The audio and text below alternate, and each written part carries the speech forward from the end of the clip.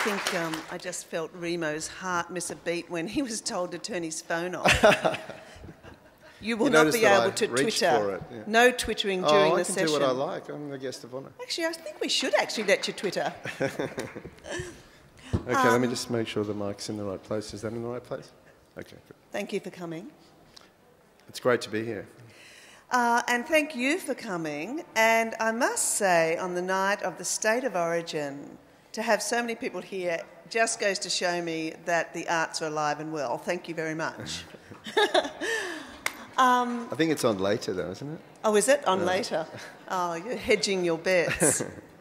Remo, earlier you were saying to me that your first experience of social networking was passing notes in class. Yes, that's true. Yeah, I was a fairly voracious note passer in class, and I think I started thinking about this because I was trying to answer some sceptical friends of mine who were saying, you know, what's this thing about Twitter? Why do we care about what Ashton Kutcher is doing? And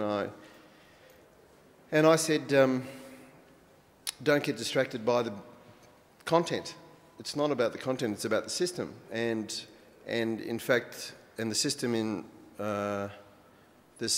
enables the satisfaction of some very ancient needs, and that ancient need is the thing that drives people to pass notes in class. You know. Right. Well, I think I don't know about. I think there might be a few people here who need convincing on Twitter. Can I just ask? Could you raise your hands if you need to be convinced tonight of the value of Twitter? Well, this is going to be fun. Okay, we've got 75%. And can I also ask you? Could you raise your hands if you have a fond spot in your heart for the old Remo stores and the brand? Okay, yeah. I'll see all you people afterwards. I've got business cards, brochures. I remember really clearly 1988, I think it was, when the first store opened, and how excited we all were in Sydney in Oxford Street to see that store with, for the first time, these incredibly beautiful things, iconic brands, and we could all go into Remo's store and feel like we were actually in Manhattan, or we were in Paris, or we were somewhere else, and we were certainly amongst people who were just like ourselves. So just for me, just opening that store was to create a community. Yes, and I can't pretend that it was part of any devilishly clever strategy. At the time it was more to do with, well, how do I, what do I do with my life? How do I live a life of passion? I had trained as a lawyer and had done an MBA and had worked for Rupert Murdoch's organisation in New York, but I couldn't. I needed to do something where I could see a clear connection between what my endeavour and its effect on people, and so opening a general store seemed to be the purest thing that I could possibly do, gathering together all the things around the world that I had responded to and found inspiring. But it's not so much the molecules in those things, it's the stories behind those things that I think make the things what they are, and it's the shared appreciation for those stories and the molecules that manifest those stories is the thing that is the glue that sticks people together. Yes. In the researching for the store, I often found myself in offices and rooms with people, and I would notice something on their shelf, like, oh, so they've got those French breath fresheners too. They were attracted to those graphics like I was, and you know, maybe that makes me part of their tribe, or gee, they like fortune teller miracle fish as well. So you find all over the world there are people who are kind of hunting and gathering. I married someone because they enjoyed the miracle fish. Oh, really?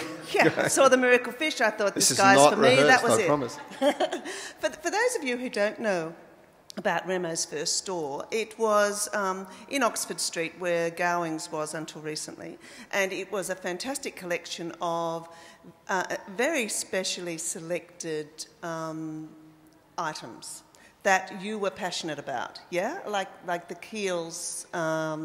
Initially, it was what I was personally passionate about. It very quickly became not just me, but what... I mean, the smartest thing we did was to establish the store on the presumption that our customers were smart.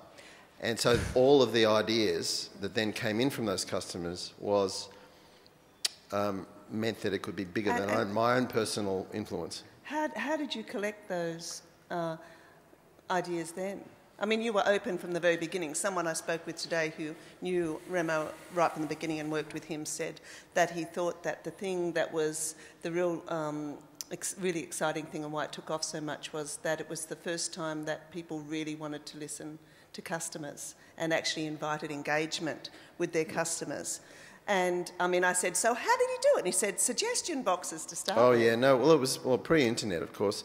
So, and now it is so easy to do what we were just doing in an analogue world with suggestion boxes, with every catalogue we sent out, and they were only once or twice a year. We would have a perforated form on the back, you know, thanks for your help with the development this year of the swimming costume and the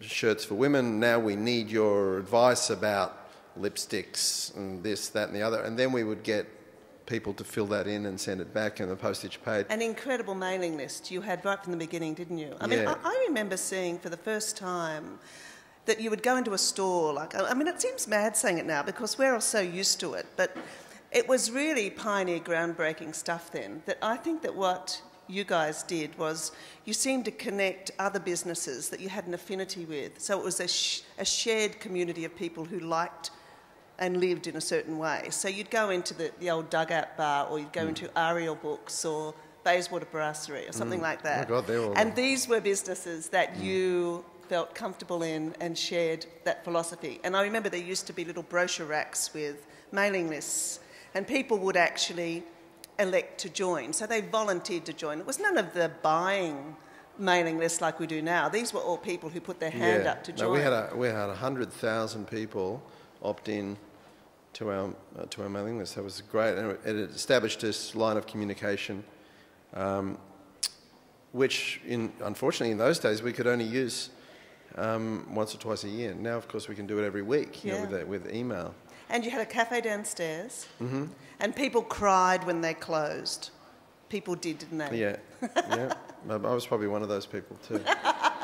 Yeah, because it was so big. Remo was so big, that store. It was so exciting. It made us all feel so cool and so groovy. That was like 1988 to 1995, something like that.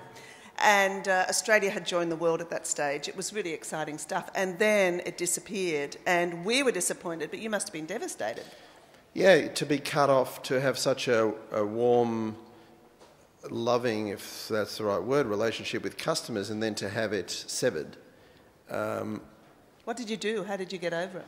Oh, you know, there was an attempt to bring it back in another form, you know, as a catalogue-driven business from a little shop front in Double Bay. That kind of ran out of juice. Then it was the heart-to-heart with Melanie, my wife, who's sitting here somewhere. Put your hand up. There. Oh, put your hand up higher. Then it was the revelation, you know what? Maybe if this thing is going to get rebooted and relaunched, it doesn't have to be from Sydney. Maybe we should move to the US, where I had studied, and just take this thing that was born of the energy and creativity of Sydney and relaunch it from a new capital and operating base up there. So then I went about thinking, well, okay, so I've got no money and I'm 35 and I'm living back with my mother. How do we get to America? So then I had to reinvent. I'd been selling coffee beans and T-shirts for this long. I hadn't actually been in the workforce. So, well, gee, what can I do other than sell stuff to people and communicate the passion behind products to people? Hey, maybe I'm a brand strategist. That sounds good. And this was before anyone was a brand strategist. I bet you didn't use that term, I though. did. Did you? I did, and everyone kind of used to roll their eyes like they roll their eyes now when people say they're a social media expert. But I think Melanie and my daughter Lola were holed up there in my mum's place in Edgecliff, and then I went on the Remo Gets a Job tour of the US and just interviewed at, Starbucks and Amazon.com and News Corp, and eventually I found somebody in Silicon Valley at a design company called Frog Design that was founded by a German guy called Hartmut Esslinger, who really responded to the catalogue samples and said, we need somebody like you to talk to our clients. This is a multidisciplinary design firm, so I became their brand strategist. Right, and because, can I just interrupt you now, because I just want to remind people about how great your catalogues were and are, because what Remo did with, you might remember this was Best Catalogue of the Year. That was a US award, wasn't it? The lovely thing that Remo started was to put narrative behind objects, behind brands, so that they were not those faceless things. Because what happened in the 50s, we started getting all these incredible sort of things came in suddenly into Australia which had nothing. And then in the 50s, suddenly things were arriving from America and internationally, and suddenly we had products coming out of our ears. But we actually lost a sort of a connection with those products, a human connection with the products, how they were made, why we should buy them. And I think that that's what you did when you told the stories of the products. Well, I draw a diagram often, on napkins usually, but it's a iceberg, and the tip of the iceberg is the product, and the rest of the iceberg is the storytelling and the context and the culture and where it's from and who developed it and why did they develop it and what were their failures on the way to developing it and which customers have used it and what do they think about it and why do they like it. To me, that's the interesting stuff. And so that, a typical retail merchant will put the tip of that iceberg on a shelf and say, here's a nice shiny pen, do you want to buy it? And that to me is not all that interesting. What I find interesting is the communication of the rest of this iceberg in such a way, ironically, that people desperately want to own those molecules as a souvenir of that storytelling. So it's an inversion of what typically happens. But that means that you actually must be selecting products that have a story, that have come out of some passion or some design, as opposed to some more sort of lower impulse. Yeah, you'll never see us selling some kind of banal executive toy that has no human story behind it. Because damn, I was looking for a banal executive toy. It's actually called that. I really, time always goes so quickly when you're talking to someone who's as interesting as Remo.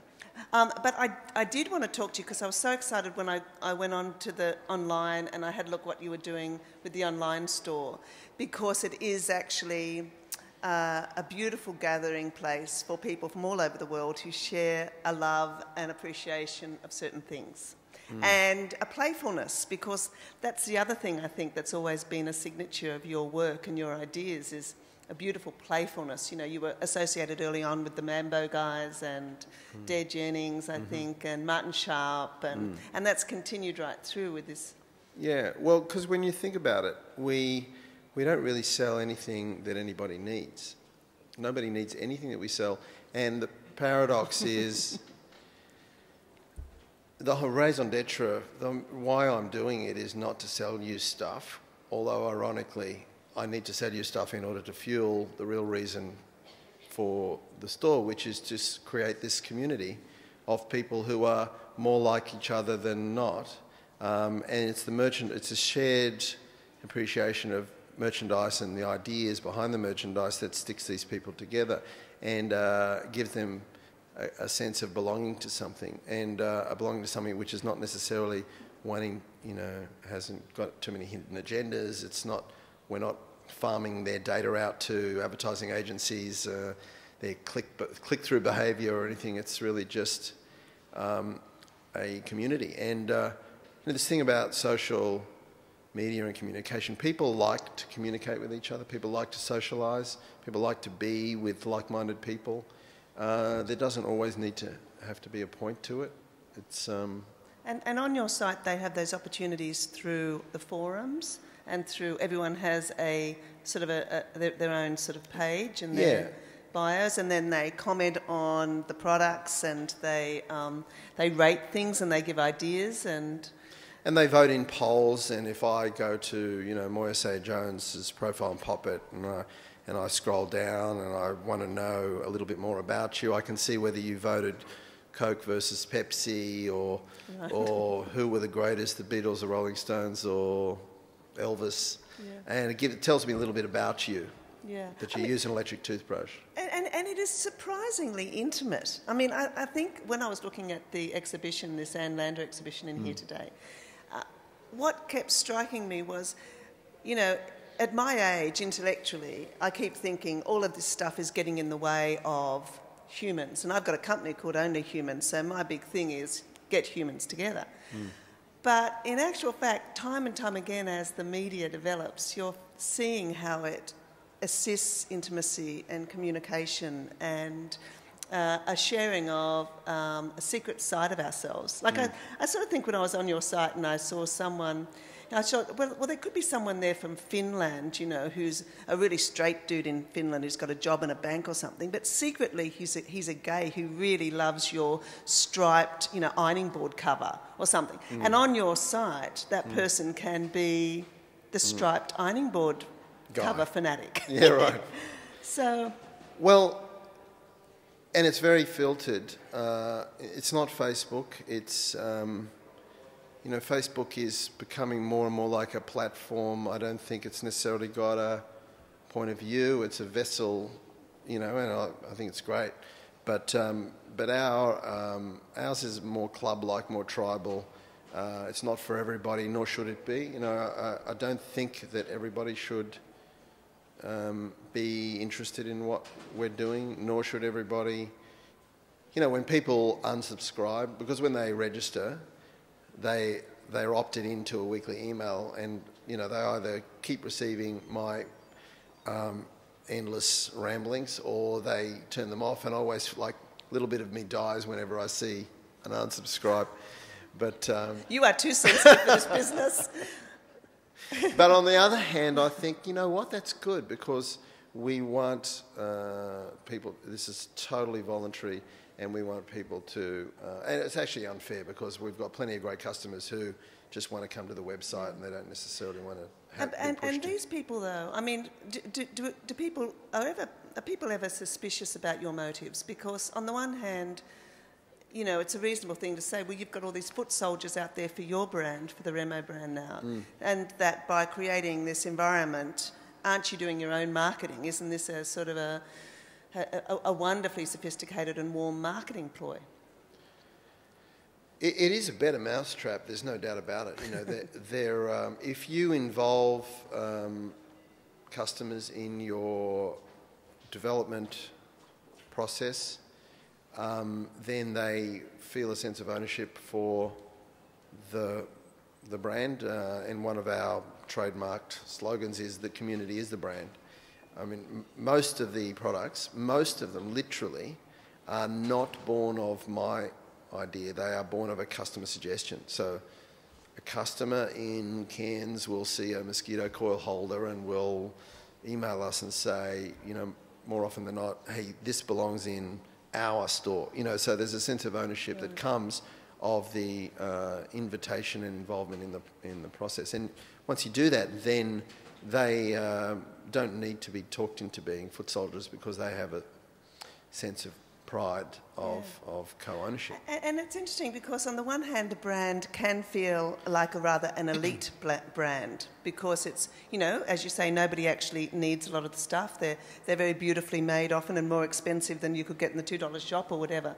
But it's a really egalitarian sort of vibe then when you create this community of users. And speaking of egalitarian, because we have not very much time to go, and I know we wanted to talk about TED and introduce people to that, but you have to tell us about why we should take Twitter seriously. Right, okay. Well, and you have to be very convincing, Remo, with this crowd. You know, I mean, at a serious level, it is the recent crackdown in Iran, the earthquake in China. The way that the world found out about these things was not through traditional media, who weren't even on the ground in Iran. It was like people in the street tweeting it. The Chinese government found out about its own earthquake through a tweet. Someone saying, uh-oh. Oh, no, not just saying, uh-oh, but saying, oh, look, here's a picture of someone having a building fall on them. And so the disintermediation of governments... Would you say that word again? Disintermediation. Wow. You heard it first I'm here. Smart. Of governments and PR companies and agents and all the things that sit between human beings, you know, I think it's a good thing. So we sort of support the mechanism as opposed to need to be a part of it, or what's the I think you story? can just watch. You don't need to contribute. I don't, you know, I follow a bunch of people. But there might be days or weeks that I don't really even notice it. But if I feel like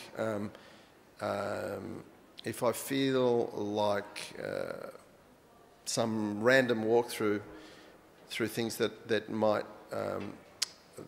spark some inspiration for me, I will go through the Twit feed and it'll be, here's the best example that I've ever seen of XYZ, and I'll click on it and, you know, maybe it is or maybe it isn't. And so my daughter Lola, she sees a lot of websites through this stumble upon functionality of the web. I mean, I don't have time to be landed on a web page and then go exploring. For me, the stream of 140 character bits is actually fairly suitable because I can scroll through 500 of them in half an hour and just like zoom in on the 2 or 3. And you know what? In that half an hour, there'll be 2 or 3 things that I will read that I would not otherwise read. And will change your mind? 2 or 3 things that might change your mind or introduce new ideas? Yes, yeah, definitely. So you can be an absorber. You don't have to be a broadcaster. So I suppose it depends who we follow. Like, don't follow my Auntie Jess, for example, because I'm telling you now, she's got nothing to say. But who would you follow? If everyone here went home and signed up to Twitter and they said, OK, we're going to give it a shot, we're going to do what Remo says, who would you say put on your follow list for this crowd who've come to hear you? Right. I followed Chris Anderson, who's running TED, who bought it from the founder. And when I started following him, he had, I don't know, a few thousand followers. Now he's got 450,000. It's really exploded just in the last few weeks. What does he tweet about? It's social justice kind of stuff, or here's what's happening on the ground in Iran. Welcome back, you know, Iran student X, you know, or mine are completely boring. It's like, gee, it's cold. Gee, it's cold in the pool at Bondi this morning. Here's a photo of me in my wetsuit. So what gives you the will if you say that it's boring? And I don't think we necessarily think it's boring just because you say that. But where does your will come then to post it if you think it's boring? Well, you know, it's just being, you know, self-deprecating there for effect. But it's actually very interesting for me. Right. And it's the note passing in class. I'm just throwing it out there, you know. Right. So there doesn't have to be a result. Like it can be something that we do ourselves that we enjoy without having to worry about an outcome for other people. Yeah. That's a nice idea. Yeah. So the TED thing that you mentioned, you've been involved with TED for a long time? I have, you know, through that catalogue that you're holding there. That was the 1991 catalogue, and I don't know how, but it got into the hands of the TED founder, Richard Saul-Wurman, and he contacted me in Sydney and said, we're having this conference in Kobe, Japan. We'd really like you to come on the condition that you bring 500 of those so that I can leave them with the attendees. And so that was my first TED in 1993. Would you explain what TED is? TED is an acronym for Technology, Entertainment and Design, and it started as this gentleman, Richard Saul Werman, who was an architect, worked with Frank Gehry. Is probably better known as an information architect. In fact, he coined the word information architect. He used to write travel guides called the Access Travel Guides and a whole bunch of books. But Richard is this like big, larger-than-life guy who always wears a scarf and who commented that the most interesting conversations he had on aeroplanes were when he sat next to people who worked in either technology, entertainment or design. So he decided to form this conference in, I think, 1984 as the dinner party that he could never have because his house wasn't big enough. So it was this 500 or maybe a couple of hundred people turned up. First one, it was a bit of a failure, I think. Fast forward. Well, it wasn't a complete failure because the Macintosh computer was actually launched at the first TED. But in 1992, I think, was TED 2, and then 1994 was the one I went to. And it's not a conference like any other. And I mean, who knows anything about TED? Does anybody here? Great. Well, it's, you know. You've got to go home and Google TED because it's like an ideas fest. They have a very short amount of time to present an idea, a bit like the speech version of Twitter. I think they've got 12 minutes, 20 minutes. They've got 18 minutes, 18 and there's minutes. a big clock counting down there and at the back of the room. And nobody, whether it's Bill Clinton, Bill Gates, and these are the guys that are talking at this conference, nobody gets to talk beyond the 18 minutes. There's almost the sort of the hook from the and side everybody listens to everybody. It's not like these conferences where you've got many choices and you go off and listen to things. And these people are thinking. So they're all the people who are really trying to solve problems or come up with really unique ideas, and they have this TED every year. But you'll have, it's not a craftsperson's conference. You'll have an architect, followed by a theoretical physicist, followed by a zoologist, followed by... I mean, Al Gore gave his Inconvenient Truth talk for the first time at a TED conference. Yeah. The iPhone touchscreen technology where you zoom, with your fingers, that was only 2 or 3 years ago. Jeff Hahn demonstrated that technology at a TED conference for the first time. And they'll have women who'll be talking about an incredible sort of... website that they might have launched to help young adolescent boys understand what sort of sex is okay. I remember that was this year, which was fantastic. So it's a really wide range. And next year, I believe that you're going to hold an event here. Well, yeah, no, I'm announcing this tonight. Nobody knows this. But I don't know. I don't know. No, I've been appointed the licensee for the Sydney TED. So TED 2010, TEDx Sydney 2010 and 10 will be driven by myself, helped by a whole lot of people, maybe some people in this room, I think. I suppose can people put their names somewhere on your site to start signing up for the TED? We'll create a whole site. We'll be sourcing ideas for we want to really make it the marquee TED event for Australia, and people all over the world are watching live feeds, and of course because we live here, you're watching them at 12 and 1 o'clock in the morning, which seems mad, but the ideas are so exciting, and you're gathered in rooms with people who are thinking like you, that it's a great feeling. Yeah, it's Davos for optimists. Well, Remo, thank you so much for being with us today. Is there anything that we didn't cover that you just think that you're going to go away and you're going to hate me and you're going to say, God, that Moyesaya Jones, why didn't she ask me? Absolutely not, no. Well, thank you so much. Can I ask you to put your hands together and thank Remo for that great talk today? Thanks.